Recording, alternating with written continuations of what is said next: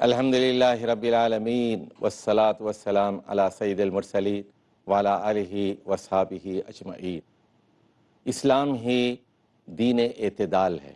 میں ہوں آپ کا میزبان خلیل الرحمن چشتی، اور ہمارے مہمان ہیں میرے دائیں جانب ڈاکٹر اختر حسین عظمی، اور میرے بائیں جانب پروفیسر عبدالستار حامد، اور پھر میرے سامنے موجود ہیں ڈاکٹر ادریس زبیر۔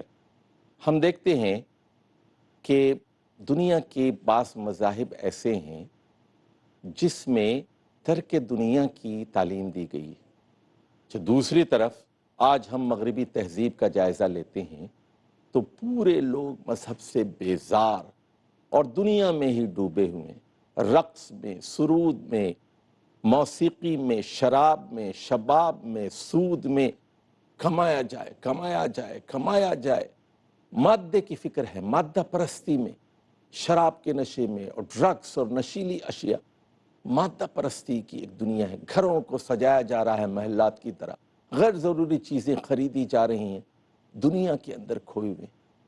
تو یہ دو انتہا پسندانہ رویے ہم دیکھتے ہیں، اور اس کے درمیان اسلام توازن کا درس دیتا ہے، نہ پوری طرح دنیا میں منہمک ہو کر مادہ پرست ہو جانے کی نصیحت کرتا ہے، اور نہ دنیا کو مردار سمجھتا ہے، غلط سمجھتا ہے، اور دنیا کو ایک ملعون چیز سمجھتا ہے۔ میں آج کے اس مباحثے میں سب سے پہلے دعوت کلام دوں گا جناب اختر حسین عظمی صاحب کو۔ جی شکریہ چشتی صاحب۔ واقعی آپ نے جس طرح بیان کیا ہے، دو انتہائیں ہیں جن کے درمیان انسانیت نے زندگی گزاری ہے، اور آج بھی یہی صورتحال ہے، اور یہ دونوں انتہائیں دراصل ایک دوسری یعنی ایک انتہا کا جواب ہوتی ہیں، اس کا ریئیکشن ہوتی ہیں۔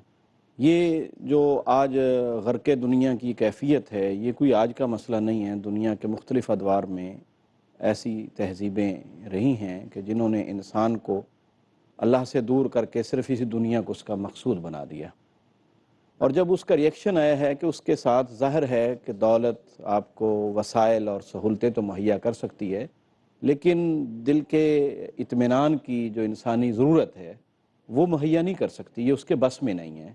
وہ آپ کو لذتیں تو دے سکتی ہے، لیکن لذتیں زیادہ عرصہ تک آپ کو مطمئن نہیں کر سکتی۔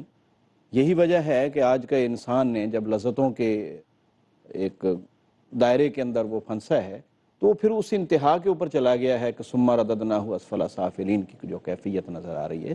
تو پھر ایک رد عمل ظاہر ہے کہ وہ آتا ہے کہ پھر لوگ جنگلوں کی طرف جاتے ہیں اپنے من کی پیاس بجھانے کے لیے، یا اپنے روح کی تسکین کے لیے، اپنے روحانی وجود کو تسکین دینے کے لیے۔ تو در حقیقت یہ تو ایک بالکل ایک ابدی حقیقت ہے کہ انسان جہاں جسم کا ایک جسمانی تقاضے رکھتا ہے، وہاں اس کے اخلاقی اور روحانی تقاضے بھی ہیں۔ گویا کہ ہم یوں سمجھیں کہ اگر انسان جسمانی ضرورتیں رکھتا ہے اور جسمانی وجود رکھتا ہے، تو ایک اخلاقی اور روحانی وجود بھی رکھتا ہے۔ تو اب اس کے روح کے اطمینان کے لیے جب تک سامان نہ ہو تو اس وقت تک یہی کیفیت رہے گی۔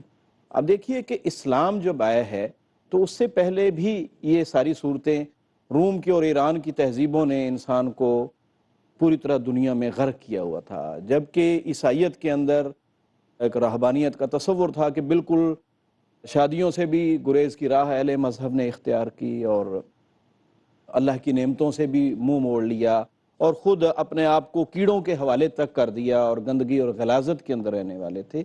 تو آپ دیکھیں کہ اللہ کے رسول صلی اللہ علیہ وآلہ وسلم کے اوپر دوسری ہی وحی میں جو بات کہی گئی ہے، اس میں بڑی اہم بات ہے سوچنے کی کہ اللہ تعالیٰ نے یہ بات بھی فرمائی پہلی 7 آیتوں کے اندر جو دوسری وحی کے اندر نازل ہوئی ہیں، کہ فرمایا کہ یا ایھا المدثر قم فانذر وربک فکبر وثیابک فطہر والرجز فہجر، کہ آپ اپنے لباس کو پاک صاف رکھیے اور گندگی اور غلاظت سے دور رہیے۔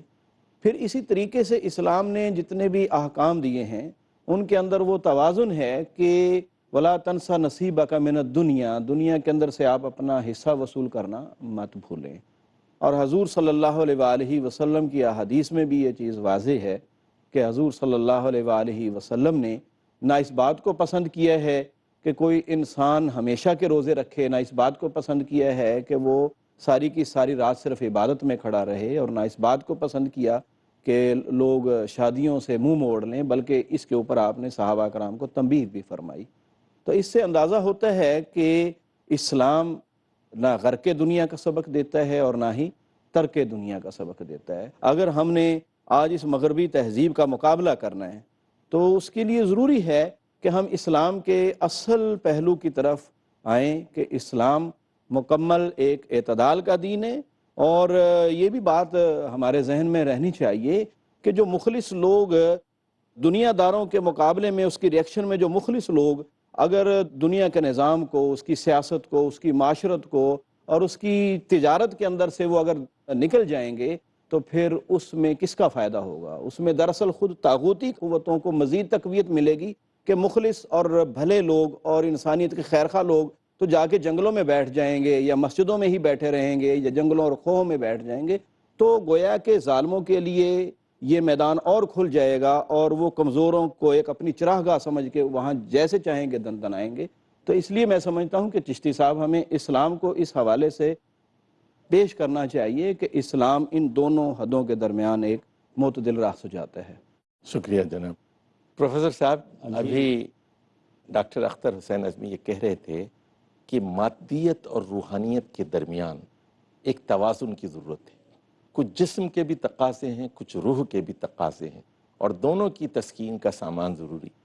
ہمارے ایک پچھلے پروگرام میں ڈاکٹر ادریس زبیر صاحب نے ایک حدیث کا ٹکڑا نقل فرمایا تھا، وَإِنَّ لِجَسَدِكَ عَلَيْكَ حق، تمہارے جسم کا بھی کچھ حصہ۔ لیکن یہ رہبانیت کی ایک لعنت ہمارے پاس آ گئی، اور خانقاہ کا جو تصور ہمارے ہاں آ گیا کہ کھایا نہ جائے، پیا نہ جائے، شادی نہ کی جائے، آدمی لنگوٹ بن بن کے رہ جائے، اور پھر یہ کہ آج ہم دیکھ رہے ہیں کوئی روحانیت نہیں ہے، مادہ پرستی ہے، بس انسان کو غفلت ہی غفلت میں مبتلا ہم دیکھتے ہیں۔ ما غرک بربک الکریم۔ بسم اللہ الرحمن الرحیم۔ بہت شکریہ چشتی صاحب۔ موجودہ دور جو ہے یہ اس لحاظ سے انتہائی پریشان کن اور افسوسناک حالات ہیں ہمارے کہ انسانیت دو انتہاؤں پہ کھڑی ہے۔ ہمارا مذہب، ہمارا دین اسلام جو ہے یہ ہمیں جہاں دوسرے معاملات میں راہ اعتدال سکھاتا ہے، وہاں معاشرتی زندگی میں بھی راہ اعتدال کا درس دیتا ہے۔ ابھی رہبانیت کی بات کی آپ نے، ترک دنیا، قرآن مجید کی آیت کریمہ ہے وَرَهْبَانِيَّةً ابْتَدَعُوهَا مَا كَتَبْنَاهَا عَلَيْهِمْ۔ وَرَهْبَانِيَّةً، یہ جو رہبانیت ہے، ترک دنیا ہے، جنگلات میں جا بسنا ہے، اور شادی نہ کرنا، بیوی بچوں کے ساتھ تعلقات قائم نہ کرنا، معاشرے میں نہ رہنا، یہ اللہ تعالیٰ فرماتے ہیں کہ ہم نے تو تمہیں اس کا سبق نہیں دیا، ما کتبنا، ہم نے تو تمہارے لیے اس کو واجب اور فرض نہیں کیا۔ ابتدعوہا، یہ تم نے خود ایجاد کر لیا، یہ اللہ کا دین نہیں ہے، یہ اللہ کا حکم نہیں ہے۔ اور ہمارے رسول صلی اللہ علیہ وسلم کی ایک حدیث ہے کہ لا رہبانیت فی الاسلام، اسلام کے اندر رہبانیت نہیں ہے، علیحدگی پسند، تجرد کی زندگی، خلوت کی زندگی، علیحدگی کی زندگی، اس کا ہمارے دین کے اندر کوئی تصور نہیں ہے اور اس کی کوئی حقیقت نہیں ہے۔ جہاں تک دین اور دنیا کے حسین امتزاج کا ذکر ہے کہ مناسب حد تک، جائز حد تک دنیاوی معاملات میں حصہ لیا جائے، جیسا پروفیسر صاحب نے آیت پڑھی کہ دنیا سے اپنا حصہ وصول کرنے کو فراموش نہ کیا جائے۔ اللہ تعالیٰ نے قرآن مجید کے اندر نیک لوگوں کی دعا ذکر کی ہے، ربنا آتنا فی الدنیا حسنہ وفی الآخرۃ حسنہ وقنا عذاب النار، کہ نیک لوگ جو ہیں وہ دنیا بھی چاہتے ہیں، آخرت بھی چاہتے ہیں، اللہ تعالیٰ سے دنیا کی نعمتوں کا بھی سوال کرتے ہیں، آخرت کی نعمتوں کا بھی سوال کرتے ہیں۔ اس لیے اسلام جو ہے یہ دین و دنیا کے حسین امتزاج کا نام ہے۔ اور جہاں تک تعلق ہے قلبی تسکین کا، روحانیت کا، اور اللہ تعالیٰ کے ساتھ رابطے اور تعلق اور جو ہے قربت کا، اس کے بارے میں بھی ہمارے دین کی واضح تعلیمات ہیں کہ الا بذکر اللہ تطمئن القلوب، اللہ کا ذکر، اللہ کی یاد، نفل نوافل کی کثرت، عبادت میں مشغولیت، اسلام اس کا بھی تقاضا کرتا ہے، لیکن یہ نہیں کہتا کہ تم ساری زندگی عبادت میں ہی لگے رہو، ہر وقت ذکر اذکار میں ہی لگے رہو، تجارت نہ کرو، کاروبار نہ کرو، ملازمت نہ کرو، زراعت نہ کرو۔ اس کا قطعاً سبق نہیں دیا گیا۔ سیدنا عبداللہ بن عمر بن عاص رضی اللہ عنہ کو رسول پاک صلی اللہ علیہ وسلم نے فرمایا تھا، اور بڑی تفصیل کے ساتھ فرمایا تھا، کہ تمہارے جسم کا، تمہاری آنکھوں کا، تمہارے جو ہے ماں باپ کا، تمہاری اولاد کا، تمہارے مہمان کا، اور تمہارے خود اپنی آنکھوں کا تمہارے اوپر حق ہے۔ تمہیں سونا بھی چاہیے، تمہیں جاگنا بھی چاہیے، تمہیں کھانا بھی چاہیے، تمہیں پینا بھی چاہیے، روزے بھی نفلی رکھنے چاہیے، چھوڑ بھی دینے چاہیے۔ تو اسلام جو ہے یہ دین و دنیا کے حسین امتزاج کا نام ہے، اور یہی اصل میں راہ اعتدال ہے۔ جزاک اللہ خیر۔ پروفیسر عبدالستار حامد صاحب فرما رہے تھے کہ مادیت اور روحانیت کا ایک حسین امتزاج دین اسلام ہے۔ اس سلسلے پر مزید گفتگو کے لیے میں دعوت دوں گا ڈاکٹر ادریس زبیر صاحب کو۔ جی ڈاکٹر صاحب۔ بسم اللہ الرحمن الرحیم۔ میرا خیال ہے کہ ہمیں ذرا یہ تجزیہ کرنا چاہیے کہ روحانی اور جسمانی تسکین کے لیے انسان نے جو بھی ذرائع تلاش کیے ہیں وہ مصدر کیا ہے ان کا۔ شاید دنیا میں جتنے بھی مذاہب بنے ہیں، میں یہ سمجھتا ہوں کہ لوگوں نے اپنے تجربات کی روشنی میں یا تجربات سے گزر کے اپنے خیالات کو مذاہب کی صورت میں پیش کیا ہے، جبکہ انسانی عمل ہو یا انسانی ذہن ہو، وہ ایک ذاتی تجربہ تو اس کا ہو سکتا ہے، مگر انسانیت کے لیے وہ ایک ایسا پیغام نہیں ہے جو ابدی پیغام یا اس کے لیے باعث تسکین ہو، کیونکہ ہم انسان ہیں۔ کوئی اگر علیحدگی میں رہنا چاہتا ہے تو اس کا یہ مطلب نہیں کہ سارے انسان علیحدگی میں رہنا چاہیں گے۔ انسان کو جیسا کہ کہا جاتا ہے کہ ایک سوشل اینیمل ہے، کہ معاشرے میں رہنے والا بندہ ہے۔ انسان کا لفظ وہی بتا رہا ہے کہ یہ انس سے ہے، اور آپس میں ہم جنس انسانوں کے ساتھ رہ کے وہ مانوس ہوتا ہے، تو ہم فطری چیز کو نکال کے کوئی اور غیر فطری چیز اگر حاصل کریں گے یا اس میں پڑھیں گے تو شاید اس کے نتائج بہتر نہیں ہوں گے۔ اللہ تعالی ہم سب کو اس حسین امتزاج پر قائم اور دائم رہنے کی توفیق عطا فرمائے۔ ناظرین، مجھے ایک وقفہ لینا ضروری ہے۔ وقفے کے بعد انشاءاللہ آپ حضرات و خواتین سے دوبارہ ملاقات ہوگی۔ والسلام علیکم ورحمۃ اللہ وبرکاتہ۔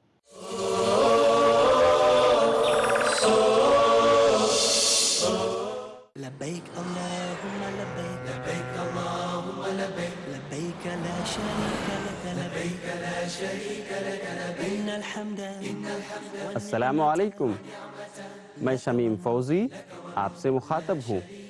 پیس ٹی وی اردو کی جانب سے میں عالم اسلام کے تمام عازمین حج کو دلی مبارکباد پیش کرتا ہوں۔ اللہ آپ کا حج قبول فرمائے۔ لك والملك لك والملك لا شريك لك لبيك اللهم لبيك لبيك الله بسم الله الرحمن الرحيم اقرأ باسم ربك الذي خلق خلق الإنسان من علق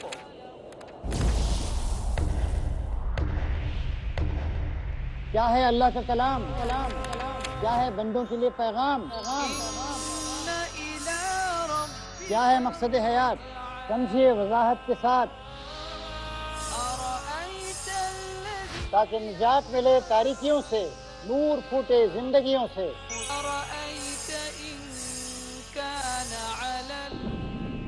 تاکہ مستحکم ہو ایمان۔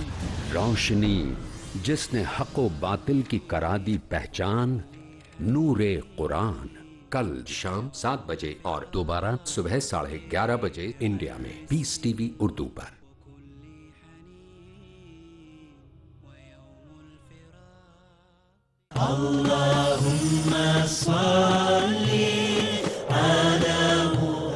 احادیث نبوی صلی اللہ علیہ وسلم۔ حضرت ابو ہریرہ رضی اللہ عنہ سے روایت ہے کہ رسول اللہ صلی اللہ علیہ وسلم نے فرمایا، سب سے کامل مومن وہ ہے جس کے اخلاق سب سے بہتر ہوں اور تم میں سب سے بہتر وہ ہے جو اپنی بیویوں کے لیے بہتر ہو۔ سنن ترمذی کتاب الرضا حدیث نمبر 1162۔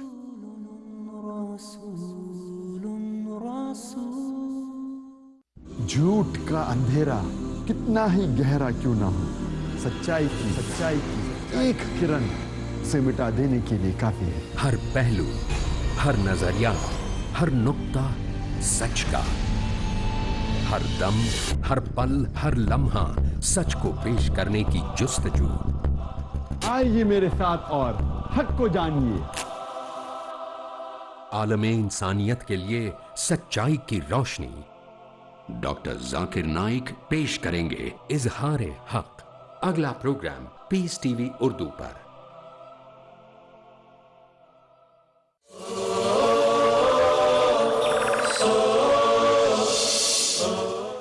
الحمدللہ رب العالمین والصلاة والسلام علی سید المرسلین وعلی آلہ واصحابہ اجمعین۔ وقفے سے پہلے پروفیسر عبدالستار حامد گفتگو کر رہے تھے کہ اسلام مادیت اور روحانیت کے درمیان ایک حسین امتزاج ہے اور یہ راہ اعتدال کی طرف رہنمائی کرنے والا ضابطۂ حیات ہے۔ اس سلسلے پر مزید گفتگو کے لیے میں دعوت دوں گا ڈاکٹر ادریس زبیر صاحب کو۔ جی ڈاکٹر صاحب۔ بسم اللہ الرحمن الرحیم۔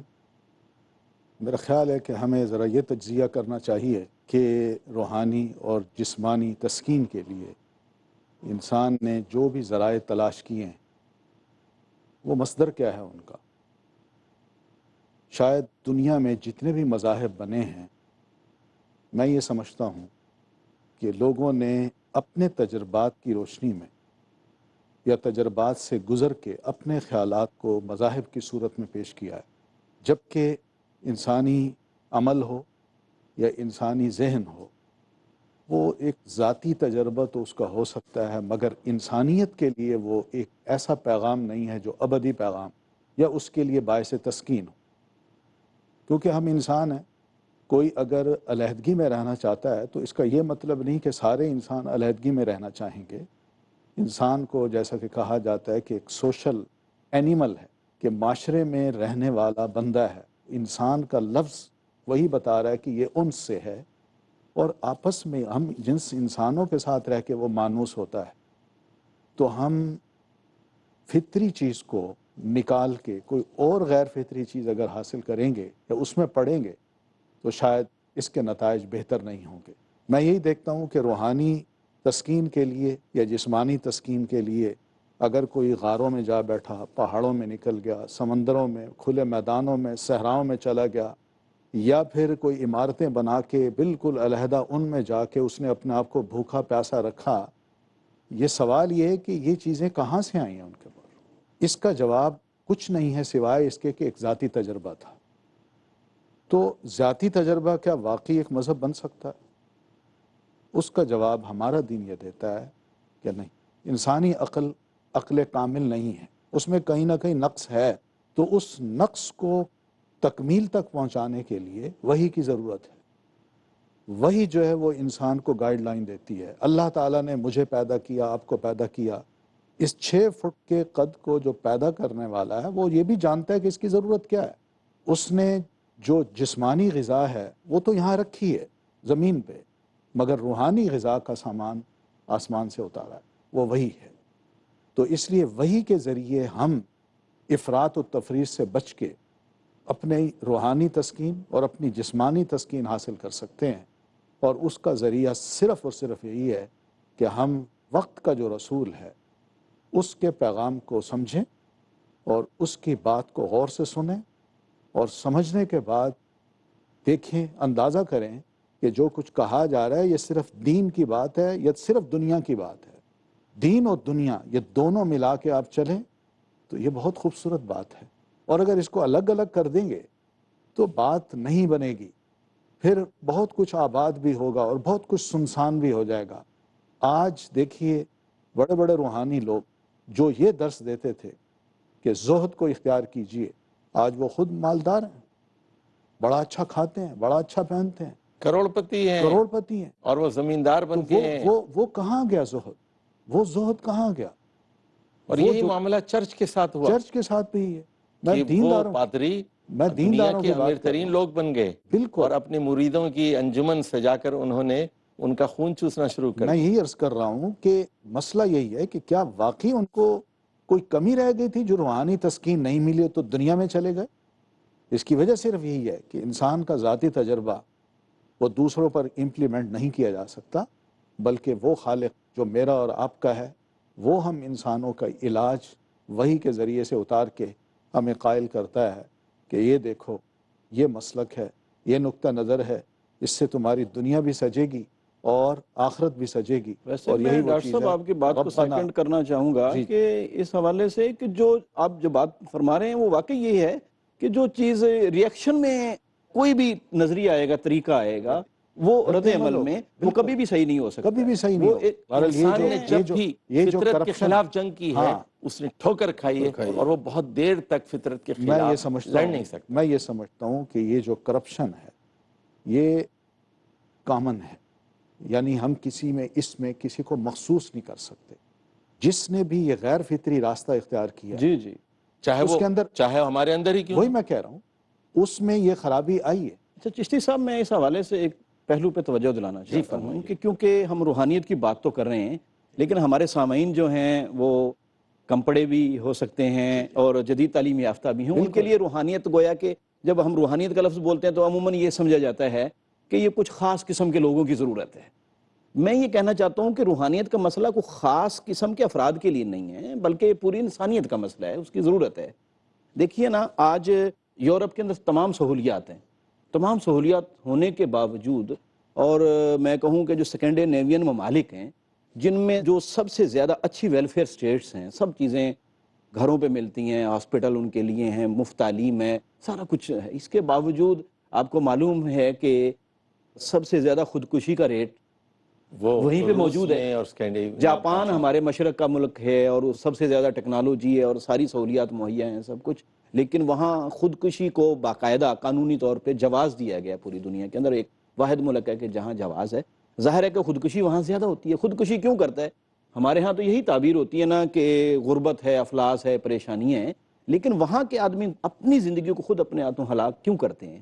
اس کی وجہ یہی ہے کہ جب سب کچھ مل جاتا ہے پھر بھی آدمی کچھ کمی محسوس کرتا ہے، اور وہ یقیناً وہ خلا جو ہے روحانیت کا، وہ جو اللہ کے ذکر کے ذریعے سے پر ہونا تھا، اس سے ہم محروم ہو گئے ہیں. دیکھیے دین و دنیا کی جی بالکل آپ درست فرما رہے ہیں. دین و دنیا کو جب اکٹھے لے کے چلیں گے تو ہمارا پڑھا لکھا طبقہ، کاروباری ہو، ڈاکٹر ہو، انجینئر ہو، اس کو بھی دین بڑی خوبصورت بات یہ سمجھاتا ہے کہ دیکھیے آپ کمائی کریں جائز طریقے سے، یہ بھی عبادت ہے، اور جب کما کے گھر آئیں گے آپ کی گھر میں آپ کی اہلیہ روٹی بنائیں گی، وہ بچوں کو دیں گی، خود بھی کھائیں گی، آپ بھی کھائیں گے، تو بچوں کے منہ میں جو لقمہ جائے گا اس کا ثواب آپ کو بھی مل رہا ہوگا، بیوی کے منہ میں جو لقمہ جائے گا اس کا ثواب بھی آپ کو مل رہا ہوگا.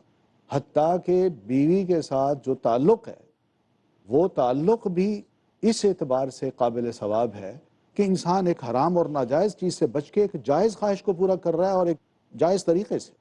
گویا کہ ہر چیز اس کی روحانیت کو نشو و نما دے رہی ہے اور بڑھا رہی ہے اس کی روحانیت. یہی وہ چیز ہے جس کو الحمدللہ ہم سمجھتے ہیں کہ اسلام اس اعتبار سے بڑا خوبصورت دین ہے، اور اس میں دین و دنیا کا حسین امتزاج ہے، اور یہی وہ خوبی ہے جو شاید میں سمجھتا ہوں کہ دنیا کو سمجھنا چاہیے. یہ ہے کہ عموماً یہ سمجھا جاتا ہے کہ جو حسنوں کی دنیا کی جو بے ثباتی کے بارے میں یا بے حقیقتی کے بارے میں جو باتیں بتائی گئی ہیں ان کا سہارا لے کے کہا جاتا ہے کہ جی بالکل دنیا کو تو چھوڑ دینا ہی زہد ہے. حالانکہ زہد یہ نہیں ہے، بلکہ زہد یہ ہے کہ جو کچھ آپ کو حاصل ہے اس کے اوپر آپ بھروسہ نہ کریں، بھروسہ اللہ کی ذات کے اوپر کریں، جو ہمیں صحابہ کے طرز عمل سے سمجھ آتا ہے. تو دنیا کو چھوڑ دینا زہد نہیں ہے، اسراف و تبذیر سے بچ کے. ناظرین، یہ بات ہمارے سامنے آئی کہ ہر انسان کی ضرورت ہے روحانیت اور ہر انسان کی ضرورت ہے مادیت، اور دونوں کے حسین امتزاج اور اعتدال کے ساتھ امتزاج کا نام ہی دین اسلام ہے. اقول قولی ھذا واستغفر اللہ لی ولکم ولسائر المسلمین واستغفروہ انہ هو الغفور الرحیم.